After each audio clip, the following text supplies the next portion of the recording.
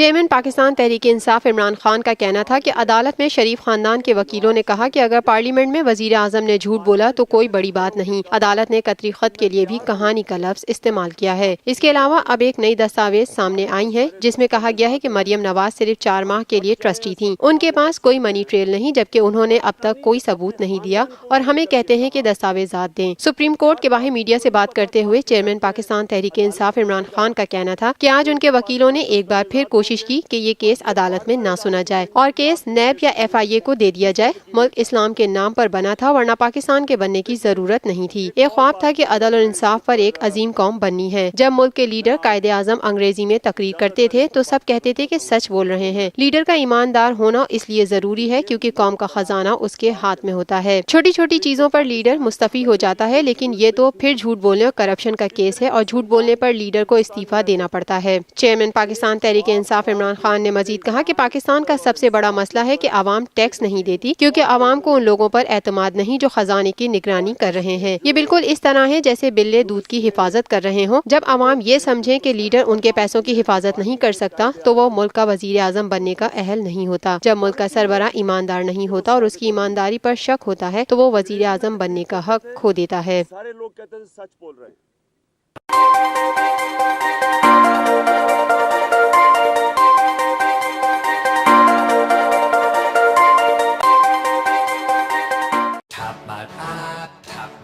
Live PSL matches دیکھیے HD میں tapmat.com پر اور download the app. To order our TV boxes call 021 351 55511